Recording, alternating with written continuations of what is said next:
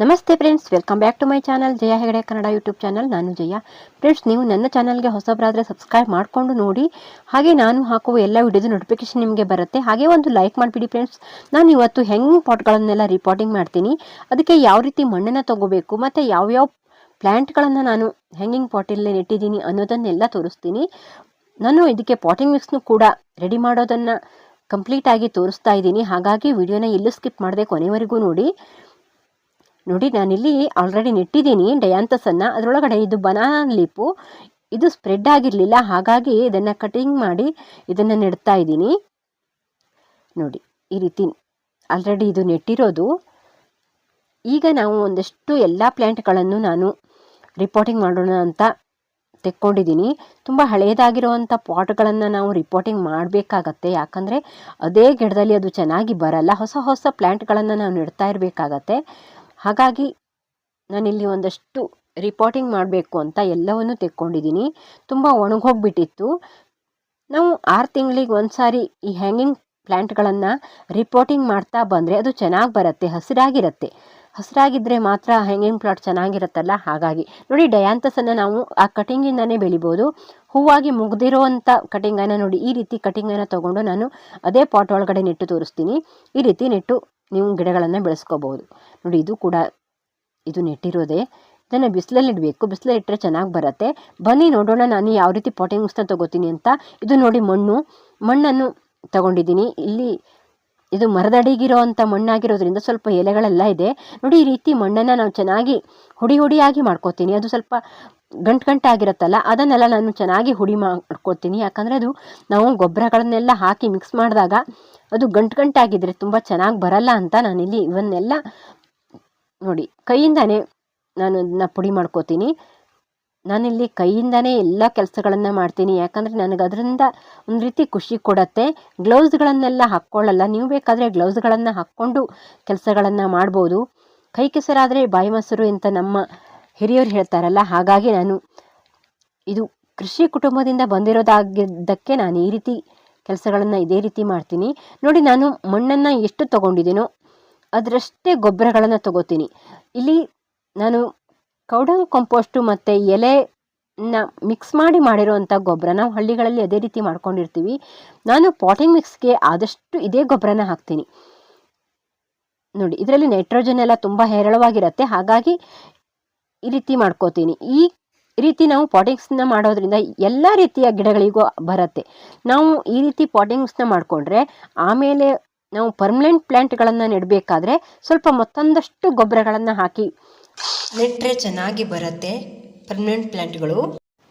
ಈ ರೀತಿ ಪ್ಲ್ಯಾಂಟ್ಗಳಿಗೆ, ಹ್ಯಾಂಗಿಂಗ್ ಪಾಟ್ಗಳಿಗೆ ಒಂದಷ್ಟು ಗೊಬ್ಬರ ಏನು ಜಾಸ್ತಿ ಬೇಕಾಗಲ್ಲ. ನಾವು ಇದಕ್ಕೆ ಕೋಕೋಪಿಟನ್ನು ಯೂಸ್ ಮಾಡ್ಬೋದು. ಯಾಕಂದರೆ ಅದು ತೇವಾಂಶ ಇದ್ದಷ್ಟು ಚೆನ್ನಾಗಿ ಹಸಿರಾಗಿರುತ್ತೆ.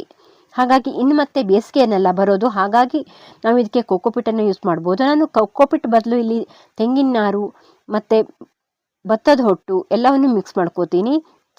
ಅಡಿಕೆ ಸಿಪ್ಪೆನ ಮಿಕ್ಸ್ ಮಾಡ್ಕೋತೀನಿ. ನೋಡಿ, ಇದು ಭತ್ತದ ಹೊಟ್ಟು. ನಾನು ಗೊಬ್ಬರನ ಎಷ್ಟು ತೊಗೊಂಡಿದ್ದೀನೋ ಅದಷ್ಟೇ ಪ್ರಮಾಣದಲ್ಲಿ ಭತ್ತದ ಹೊಟ್ಟನ್ನು ತೊಗೋತೀನಿ. ಈಕ್ವಲ್ ಪ್ರಮಾಣದಲ್ಲಿ ನಾನಿಲ್ಲಿ ಮಣ್ಣು, ಗೊಬ್ಬರ ಮತ್ತು ಭತ್ತದ ಹೊಟ್ಟನ್ನು ತೊಗೊಂಡಿದ್ದೀನಿ. ಮತ್ತು ಇದಕ್ಕೊಂದಷ್ಟು ನಾವಿಲ್ಲಿ ಹ್ಯಾಂಗಿಂಗ್ ಪಾಟ್ಗೆಲ್ಲ ಲೈಟ್ ವೇಟ್ ಆಗಿರುವಂಥ ಪಾಟಿಂಗ್ ಮಿಕ್ಸ್ನೇ ತೊಗೋಬೇಕಾಗತ್ತೆ. ಹಾಗಾಗಿ ಒಂದಷ್ಟು ಭತ್ತದ ಹೊಟ್ಟನ್ನು ಹಾಕ್ಕೊಂಡಿದ್ದೀನಿ. ನೋಡಿ, ಇದು ಎಷ್ಟು ಸ್ಪ್ರೆಡ್ ಆಗಿದೆ ಅಂತ. ತುಂಬ ಚೆನ್ನಾಗಿ ಬಂದಿತ್ತು ಈ ಗಿಡ. ಇದು ನಾನು ನೋಡಿ ಬಾಟ್ಲನ್ನು ಕಟ್ ಮಾಡಿ ಈ ರೀತಿ ಮಾಡ್ಕೊಂಡಿದ್ದೀನಿ. ಇದರಲ್ಲಿ ತುಂಬ ಚೆನ್ನಾಗಿ ಬರುತ್ತೆ. ನೀವು ಬೇಕಾದರೆ ಬಾಟ್ಲಿಗೆ ಪೇಂಟನ್ನು ಕೂಡ ಹಚ್ಚಿ ಯೂಸ್ ಮಾಡ್ಬೋದು. ನಾನು ಇಲ್ಲಿ ಪೇಂಟನ್ನು ಹಚ್ಚಿಲ್ಲ, ಯಾಕಂದರೆ ಅದು ಸ್ಪ್ರೆಡ್ ಆಗತ್ತಲ್ಲ, ಆಮೇಲೆ ಏನು ಕಾಣಿಸಲ್ಲ ಅಂತ. ಇದನ್ನು ಮಣ್ಣನ್ನೆಲ್ಲ ತೆಗೆದು ಹಾಗೆ ಒಣಗಿಸಿಟ್ಕೊಂಡ್ರೆ ಮುಂದಿನ ಯಾವುದಾದ್ರೂ ಪ್ಲ್ಯಾಂಟನ್ನು ನಾವು ನೆಡಬಹುದು. ಈ ಮಣ್ಣಲ್ಲಿ ಒಣಗಿಸಿ ಅದನ್ನು ರೀಚಾರ್ಜ್ ಮಾಡಬೇಕಾಗತ್ತೆ. ಅದರ ವಿಡಿಯೋ ನಾನು ಆಲ್ರೆಡಿ ಒಂದು ವಿಡಿಯೋದಲ್ಲಿ ಹಾಕಿದ್ದೀನಿ. ನೀವು ಯಾರಾದರೂ ನೋಡಿಲ್ಲ ಅಂದರೆ ಹೇಳಿ, ಇಲ್ಲಾಂದರೆ ಬೇಕಾದರೆ ಹೇಳಿ, ಮಾಡ್ಕೊಡ್ತೀನಿ. ಯಾಕಂದರೆ ಈ ಮಣ್ಣಲ್ಲಿ ಯಾವುದೇ ರೀತಿಯ ಸತ್ವ ಇರಲ್ಲ. ಹಾಗಾಗಿ ಇದನ್ನೇ ನಾವು ಯೂಸ್ ಮಾಡೋದ್ರಿಂದ ಗಿಡ ಅಷ್ಟೊಂದು ಚೆನ್ನಾಗಿ ಬರಲ್ಲ. ಹಾಗಾಗಿ ಒಂದು ಕಡೆ ನಾನು ಅದನ್ನು ಇಟ್ಬಿಡ್ತೀನಿ. ನಮ್ಗೆ ಹಳ್ಳಿ ಕಡೆ ಆದರೆ ಬೇಕಷ್ಟು ಮಣ್ಣು ಸಿಗತ್ತೆ. ಅದನ್ನು ನಾವು ಹೊಸ ಮಣ್ಣನ್ನೇ ಯೂಸ್ ಮಾಡ್ಕೋತೀವಿ. ಆದರೆ ಪೇಟೆ ಕಡೆ ಆದರೆ ಮಣ್ಣು ಕೂಡ ನಾವು ಹಣ ಕೊಟ್ಟು ತರಬೇಕಾಗತ್ತಲ್ಲ. ಹಾಗಾಗಿ ನಾವು ಅದೇ ಮಣ್ಣನ್ನು ಒಣಗಿಸಿ ಅದರಲ್ಲಿ ಫಂಗಸ್ ಏನಾದರೂ ಇದ್ದರೆ ಹೋಗುತ್ತಲ್ಲ, ಹಾಗಾಗಿ ಅದನ್ನು ಒಣಗಿಸಿ ನಾವು ಮತ್ತೆ ಯೂಸ್ ಮಾಡ್ಕೋಬೋದು. ನೋಡಿ ನಾನು ಅದನ್ನೆಲ್ಲ ಚೆನ್ನಾಗಿ ತೆಕ್ಕೊಂಡು ಕೆಳಗಡೆ ಒಂದಷ್ಟು ತೆಂಗಿನ ನಾರನ್ನು ಹಾಕ್ಕೋತೀನಿ. ನೀವು ಕೊಕ್ಕೋಪೀಟ್ ಎಲ್ಲ ಅಂದರೆ ಈ ರೀತಿ ತೆಂಗಿನ ನಾರನ್ನೇ ಚೆನ್ನಾಗಿ ಲೇಯರ್ ಮೇಲೆ ಲೇಯರ್ ಹಾಕಿ ನಾನು ತೋರಿಸಿರೋ ಪ್ರಕಾರ ಹಾಕಿ, ನಾನು ಇದಕ್ಕೆಲ್ಲ ಅಷ್ಟೊಂದು ಕೊಕ್ಕೋಪೀಟನ್ನು ಯೂಸ್ ಮಾಡಲ್ಲ. ನನಗೆ ಇಲ್ಲಿ ತೆಂಗಿನ ನಾರು, ಅಡಿಕೆ ಸಿಪ್ಪೆ ಎಲ್ಲ ಚೆನ್ನಾಗಿ ಸಿಗುತ್ತೆ. ಅಡಿಕೆ ಸಿಪ್ಪೆ ಲಡ್ಡಾಗಿರೋದನ್ನು ಹಾಕ್ಕೊಂಡ್ರೆ ಅದು ಕೊಕ್ಕೋಪೀಟ್ ಥರನೇ ಕೆಲಸ ಮಾಡುತ್ತೆ ಅಂತ ನಾನು ಅದೇ ರೀತಿ ಮಾಡ್ಕೋತೀನಿ. ನೋಡಿ ಹಾಗೆ ಇದನ್ನೆಲ್ಲ ಹಾಕ್ಬಿಡ್ತೀನಿ. ನೋಡಿ ಒಂದು ಲೇಯರ್ ಈ ಪಾಟಿಂಗ್ ಮಿಕ್ಸ್ನ ಹಾಕ್ಕೋತೀನಿ. ನಾನು ಆಲ್ರೆಡಿ ಹ್ಯಾಂಗಿಂಗ್ ಪಾಟನ್ನೆಲ್ಲ ಒಂದಷ್ಟು ತುಂಬ್ಕೊಂಡಿದ್ದೀನಿ. ಅದನ್ನು ಲಾಸ್ಟಲ್ಲಿ ತೋರಿಸಿದ್ದೀನಿ ನೋಡಿ ಯಾವ್ಯಾವ ಪ್ಲ್ಯಾಂಟನ್ನು ಹಾಕಿದ್ದೀನಿ ಅಂತ. ಇದು ಇಲ್ಲಿ ಬಾಟ್ಲನ್ನು ತುಂಬೋದು ಮಾತ್ರ ನಾನಿಲ್ಲಿ ತೋರಿಸ್ತಾ ಇದ್ದೀನಿ. ನೋಡಿ ಈ ರೀತಿ ಒಂದು ಲೇಯರ್ ನಾನಿಲ್ಲಿ ಮಣ್ಣನ್ನು ಫಿಲ್ ಮಾಡಿಕೊಂಡು ಆಮೇಲೆ ಮತ್ತೆ ನೋಡಿ ಈ ತೆಂಗಿನ ನಾರನ್ನು ಚೆನ್ನಾಗಿ ನೋಡಿ ಈ ರೀತಿ ಮಾಡಿಕೊಂಡು ಅದನ್ನು ಪೀಸ್ ಮಾಡಿ ಹಾಕ್ತೀನಿ. ಅದು ಒಳಗಡೆ ಎಲ್ಲ ಸ್ವಲ್ಪ ಚೆನ್ನಾಗಿ ಫಿಲ್ ಮಾಡಿ ಆ ಬಾಟ್ಲನ್ನು, ಯಾಕಂದರೆ ಆಮೇಲೆ ಅಲ್ಲಿ ಗ್ಯಾಪ್ ಆಗಿಬಿಡುತ್ತೆ. ಹಾಗಾಗಿ ನೋಡಿ ಈ ರೀತಿ ಚೆನ್ನಾಗಿ ಫಿಲ್ ಮಾಡಿಕೊಂಡು ನಾವು ಗಿಡಗಳನ್ನು ನೆಡಬೇಕಾಗತ್ತೆ. ನಾವಿಲ್ಲಿ ಹ್ಯಾಂಗಿಂಗ್ ಪ್ಲ್ಯಾಂಟ್ ಅಲ್ಲವ, ಅದು ಗಣ್ಣಾಗಿರುತ್ತಲ್ಲ, ಹಾಗಾಗಿ ನಾವು ಅದನ್ನು ಹೇಗೆ ನೆಟ್ಟಿರೋದು ಚೆನ್ನಾಗೇ ಬರುತ್ತೆ.